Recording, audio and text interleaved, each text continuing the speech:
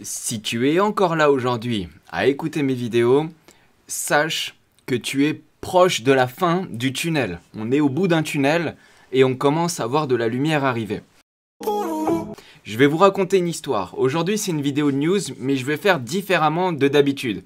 Allez, j'enlève mon pull parce que là, j'ai des choses à vous dire. Donc, ce que je veux vous dire, j'aimerais commencer en vous racontant une histoire. C'est une histoire vraie, ok? Donc, je veux vous méditer là-dessus. Parce que là, je reçois plein de trucs et au final, moi, ça me motive plus que ce que ça m'enfonce. Donc, vous pouvez continuer autant que vous voulez à vous plaindre ou avoir peur, mais là, je veux vous raconter une histoire pour que vous compreniez où je veux en venir. Et c'est une histoire vraie. Donc, c'est une histoire chinoise, ok? Salut à tous les Chinois, s'il y en a, ou aux gens d'origine chinoise, salut à vous. En Chine, apparemment, on raconte une histoire aux enfants. Donc là, moi, je vous raconte la même histoire. Père Castor, raconte une histoire. Père Castor. Il existe une variété de bambou qui est très spéciale, ok? Il y a un bambou, une graine, vous la plantez dans la terre. Et quand vous la plantez, il faut la planter dans un beau terrain, dans un bon terrain, avec de la bonne terre, etc. Vous la plantez. Et en fait, au bout d'un an, il se passe rien. Il n'y a rien, c'est-à-dire vous avez planté, il n'y a aucune tige qui sort du sol, pas la moindre pousse, rien du tout. Donc qu'est-ce que vous faites? Vous commencez à vous dire, ah bah c'est bizarre, comment ça se fait, etc. Donc vous lâchez l'affaire et puis vous attendez, donc une année passe entière, la deuxième année vous regardez encore, mais il se passe toujours rien. Rien. Troisième année, vous attendez, vous repassez, vous regardez de temps en temps s'il se passe quelque chose. Le bambou, toujours rien. Alors je vous dis, quand on commence à se poser des questions, quatrième année, rien non plus. Alors, il faut savoir que cette variété-là de bambou, c'est qu'à partir de la cinquième année que le bambou pointe enfin le bout de sa tige hors du sol. Donc vous commencez à voir ne serait-ce qu'un petit truc sortir au bout de 5 ans. Ok, là je fais une analogie avec les cryptos parce que ça fait longtemps qu'on galère. Et on voit de la capitulation, etc. alors qu'on est au bout du truc. Et la cinquième année, le bambou, qu'est-ce qu'il fait? En fait, il s'est tellement rien passé pendant 5 ans qu'en fait, pendant les 5 ans, la racine, elle s'est bien enfoncée dans la terre, bien allée bien profond, etc. Et ça a fait des racines qui sont magistrales. Et du coup, il s'est tellement rien passé pendant 5 ans qu'à la cinquième année, le bambou, il peut pousser de 12 mètres d'un coup en une seule année. Alors que pendant 5 ans, il n'avait rien fait du tout. Donc, tout ça pour vous dire que nous, on est sur le bout du tunnel là. Ce qu'il faut bien noter, c'est que le halving du Bitcoin, il est bientôt. Il est au premier semestre 2024. Ça fait déjà 1 an et demi, presque 2 ans qu'on peut dire que le bull run est passé, que c'est la galère, etc. Mais il faut savoir que la roue tourne, comme on dit. Mais j'espère que la roue tourne va vite tourner. La roue tourne. Donc, on passe d'une période où on avait des prix qui étaient stratosphérique et vraiment en termes de market cap, en termes de milliards, c'était impressionnant, pour arriver à des niveaux qui sont plus modérés aujourd'hui. Et en fait, si vous avez déjà attendu pendant 1 an et demi ou pendant 2 ans, si mon message que je vais vous faire passer aujourd'hui, c'est que restez là encore, donnez-vous au moins jusqu'au prochain halving pour pouvoir voir si vous voulez lâcher l'affaire ou pas. Mais en tout cas, c'est plutôt maintenant qu'il faut commencer à faire des choses, parce que quand on est en plein bull run, évidemment que c'est déjà trop tard. Quand tout le monde arrive à la fin, c'est qu'on est déjà sur la fin. Donc le message que je vais vous faire passer, c'est on garde le cap, on reste motivé, ok? Motivé de la tête aux pieds, plus que jamais. Allez, c'est parti, on commence la vidéo. Je vais commencer donc par vous montrer les prix, parce qu'en fait, si on regarde bien, le top a été fait le 18 octobre 2021, et aujourd'hui, on est presque au mois de juillet 2023. Donc ça va faire presque 2 ans qu'on était déjà au top. Alors là, petite précision pour ceux qui ne savent pas trop, chaque bougie que vous voyez, c'est 1 semaine de cotation. Donc là, quand on est là, vous voyez tout en bas de l'écran qu'on est au 8 novembre 2021. On regarde que le prix du DOT, hein, parce que nous, il n'y a que ça qui nous intéresse. Et je pense toujours que c'est le projet qui a le plus de potentiel. Et en fait, on retrouve les prix qu'on avait quasiment au listing du début. Donc, plutôt que de voir le truc comme de la capitulation, de la peur, de dire ça sert à rien, on a tout loupé, etc. Non, il faut plutôt le voir dans l'autre sens. C'est-à-dire que je vous ai mis là, volontairement, un rectangle vert. Et le rectangle vert, parce qu'on ne connaît pas exactement la date du halving. En fait, le halving, c'est le moment où les récompenses de minage du Bitcoin vont être divisées par 2. Et ça, c'est tous les 4 ans environ. Et à ce moment-là, c'est là où ça crée une dynamique qui est très importante. Et moi, je vais vous dire, soyez présents au moins jusque-là, pour voir. Après, vous pourrez vous dire, si à ce moment-là, on est là et que vous le sentez toujours pas, à ce moment-là, lâchez l'affaire. Mais là, je veux vous dire que on galère depuis 2 ans et on n'est plus qu'à 6 mois, 8, 10 mois, allez, maximum 1 an du halving. Et potentiellement, le halving, il se price un petit peu avant. Et donc, du coup, quand on a affaire à des cycles, eh ben, les cycles, là, on est plutôt bien pour un début. Voilà, donc si c'est un game qui se joue sur du long terme, hein. Donc là, on est plutôt bien. Donc là, c'est cool, puisqu'on a des prix qui étaient à l'origine. Et puis, souvenez-vous, quand on était là au mois de novembre, on me disait, ouais, mais pour vous qui avez acheté à 3 $, c'était facile. Ah ouais, bah aujourd'hui, on est à 4 $. Donc là, on est à la même situation. Et donc, si demain, le DOT revient à 50 $, et je touche du bois, je touche du bois, si demain, il revient à 50 $, on aura aussi des gens qui vont dire, ouais, mais pour vous, c'était facile. Vous aviez acheté à 4. Et 4, c'est aujourd'hui. Sauf que, ok, pour eux, c'est facile de dire ça, mais de le faire maintenant, c'est beaucoup moins facile. Donc en ce moment, qu'est-ce que je fais? J'achète du DOT, du KSM et 1 ou 2 autres tokens, mais ça, je vous en parlerai dans les autres vidéos, si ça vous intéresse, qui moi m'intéresse dans l'écosystème. Après, il y a d'autres trucs, mais dans l'écosystème, Polkadot. Voilà pour les prix. Et je veux même vous dire que, et même BFM TV le dit, on parle du halving, même BFM TV le dit. Alors si même BFM TV le dit, alors là, on est sauvé. Donc là, j'ai vu un article de BFM TV qui disait, ouais, qui cite des sources, le BTC pourrait dépasser 50 000 $ en avril 2024, des prédictions du Bitcoin, 100 000 $ en 2024, etc., etc. C'est même pas moi qui le dis, c'est relaté par BFM TV. Donc si BFM TV le dit, la messe est dite. Allez, on passe par la première grosse news que tout le monde a vu passer, évidemment. Moi, je poste un petit peu plus tard. Donc, c'est sur le gouvernement, la SEC, c'est le gendarme des marchés financiers aux États-Unis, l'équivalent de l'autorité des marchés financiers en France. Ils ont attaqué Binance et principalement en disant qu'il y avait toute une liste de tokens qui pouvaient être classés comme securities. Donc, en gros, c'est pas des tokens, c'est pas des crypto-monnaies. C'est des titres financiers, style action, style obligation, enfin titres financiers. Et donc du coup, ce qui en découle, c'est les conséquences de ça. Alors, voici la liste à l'écran des tokens qui ont été listés comme securities, donc titres financiers. Il y en a 55, hein. Vous pouvez voir la liste. Alors dedans, il n'y a pas le DOT, il n'y a pas Polkadot, et il n'y a pas Kusama. Pourquoi? Alors, là, je vous ai posté le tweet que j'ai fait du 8 juin, mais je reviens juste 6 mois en arrière. Le job, je l'ai déjà fait le job si vous voulez. Donc je vais juste vous répéter ce que je vous avais déjà répété. Je vous invite à aller sur la chaîne Polka France sur YouTube. Et là, il y a une vidéo, alors quand même 3000 vues, il y a 6 mois. DOT est un logiciel. DOT, c'est pas une securities. Et vous voyez, j'avais même mis le logo des autorités américaines qui tapent en ce moment, alors que 6 mois avant, on en parlait déjà. Et en fait, Polkadot a déjà mis en place les actions depuis déjà 2 ou 3 ans à l'origine par Gavin Wood. Donc c'est pour ça que Gavin Wood, c'est l'inventeur du Web3. Le Web3, c'est Gavin Wood. Créateur d'Ethereum et du code derrière Ethereum, c'est Gavin Wood. Et Gavin Wood, il avait déjà vu ces problèmes-là arriver longtemps avant. Et c'est pour ça qu'il y a une équipe juridique chez Polkadot qui fait les actions qu'il faut auprès des institutions, et notamment américaines, puisque c'est là où sont les plus puissantes plateforme. Et en fait, la conséquence, c'est quoi? Parce que ça, on n'en avait jamais parlé, mais la conséquence de si un titre est une crypto, donc là, en l'occurrence, le DOT, lui, est un logiciel. Alors, c'est la déclaration de Polkadot qui dit que c'est la Web3 Foundation qui dit que le DOT est un logiciel. En gros, c'est un software. Vous achetez un logiciel, vous achetez pas un titre financier. Et quelle est la conséquence de ça? En fait, la conséquence, elle est très simple, c'est que si effectivement, elles sont reconnues. Alors là, on parle que des États-Unis, hein. Nous, en Europe, c'est encore différent. On a le MiCA. Nous, on est un peu plus souple, un peu plus safe. Et au final, vous voyez, Twitter est très virulent envers certaines personnalités françaises ou autres. Mais au final, on a des règles, nous, qui sont établies et qui sont plus claires. Et donc, on voit droit devant. Alors, c'est des contraintes. Évidemment, c'est des contraintes. Mais c'est toujours moins pire que ce qu'on voit à l'écran. Et en fait, la conséquence, c'est quoi? C'est que si c'est réellement reconnu comme des securities, donc des titres financiers, en gros, ça veut dire qu'il y a 2 choses. Ça veut dire que la plateforme qui liste ces jetons-là doit arrêter de les lister.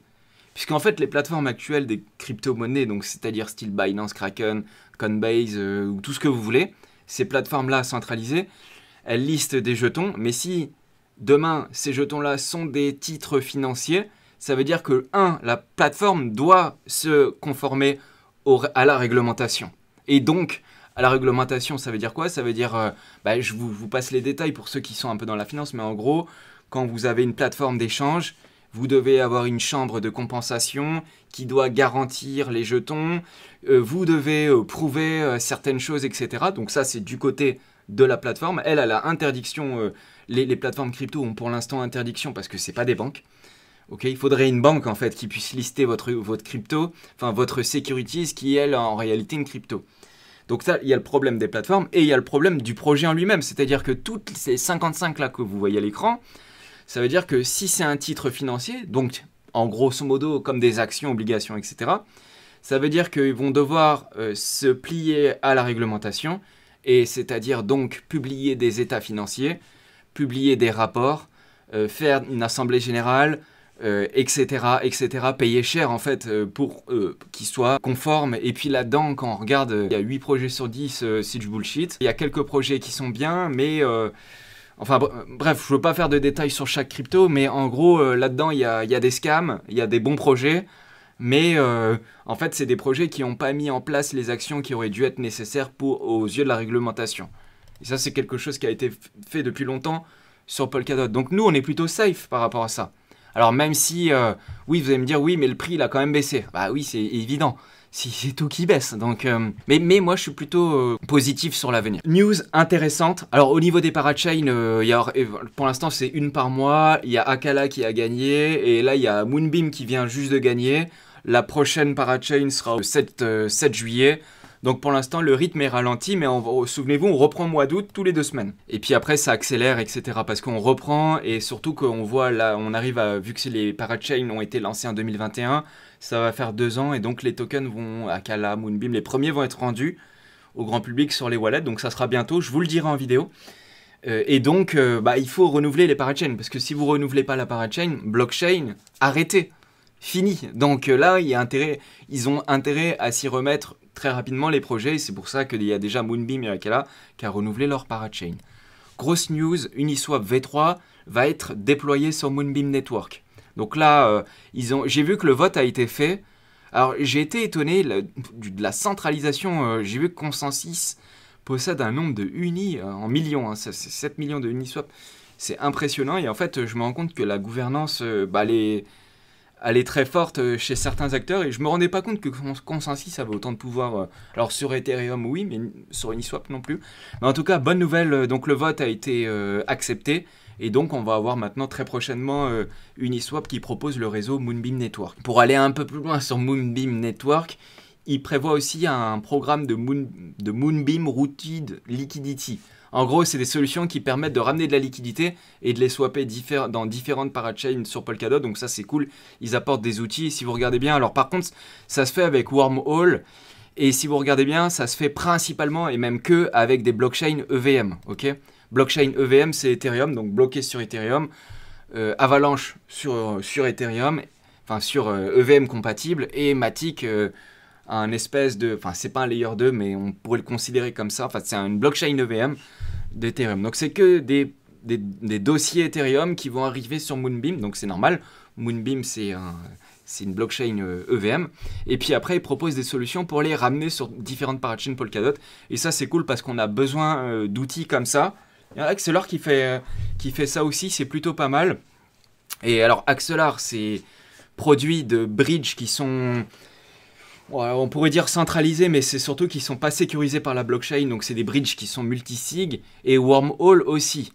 Alors moi, quand je vois que c'est Wormhole qui fait ça, j'aime bien, la news est 5 étoiles, mais c'est Wormhole, quoi. C'est bridge, bridge sécurité. Il faut faire attention à sa sécurité. On l'a assez vu en bear market. Il y a beaucoup de fonds qui ont disparu, y compris dans notre communauté, parce que des bridges avaient fait des boulettes. Et je vous le rappelle, à titre d'information, l'endroit où il y a le plus d'argent qui disparaît dans les crypto-monnaies, c'est sur les bridges. Donc, bordel de merde. Arrête de me faire chier, bordel de merde!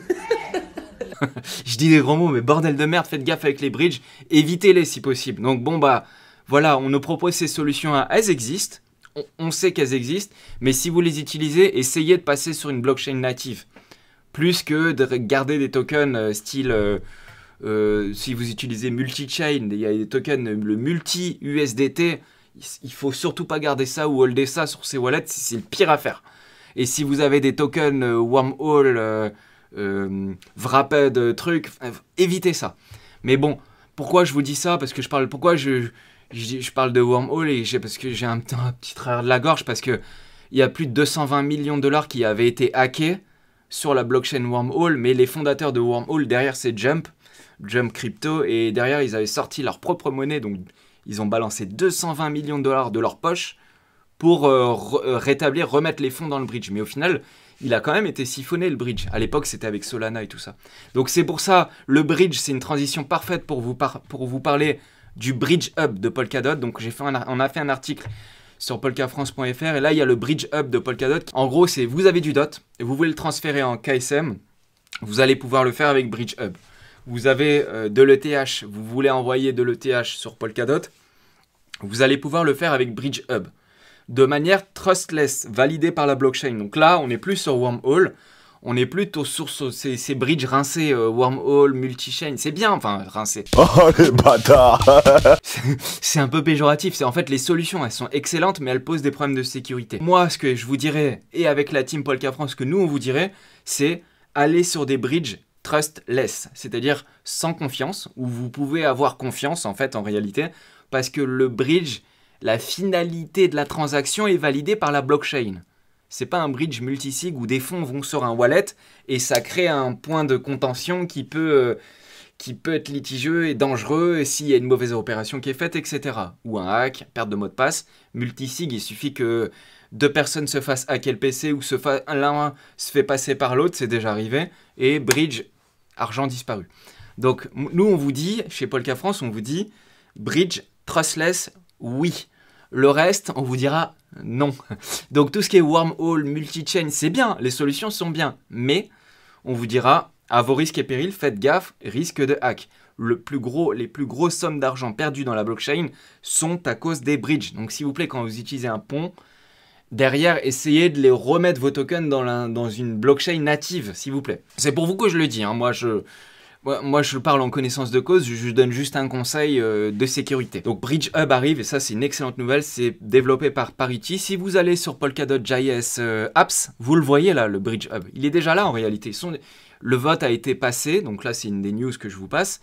La parachain est construite et maintenant ils sont en train de le développer. Et c'est Parity qui développe, avec l'aide de Snow je sais plus quoi, je vous retrouverai le nom. Avec l'aide, on va dire que c'est Snow, avec l'aide de Snow, ils le font à deux et du coup ils nous proposeront ces solutions-là, elles sont très intéressantes. En plus de ça, il y a une autre solution 5 étoiles sur les bridges. Composable vient d'annoncer qu'ils sont prêts. Alors ils ont ouvert le bridge .ksm, il existe déjà. Vous allez sur Santori Bridge, vous avez du KSM, vous le passez sur la blockchain Picasso. Vous avez du DOT, vous le passez sur la blockchain Composable, puis sur Picasso, et derrière vous pouvez swapper DOT contre KSM direct. Et ça c'est une révolution, c'est incroyable. Là c'est du 5 étoiles et là j'aime. Ça c'est du lourd, mais je vous en reparlerai. Je vous en reparlerai avec plaisir. Et donc ce projet-là, faut bien le regarder de très près. Donc la première news c'est .ksm, c'est ouvert, Pablodex. Vous pouvez le faire sur Pablodex. Donc là Santori c'est le bridge, mais il est trustless. Donc là on peut vous dire allez-y, c'est bon. C'est validé par la blockchain, c'est safe. Mais par contre, les autres faites gaffe.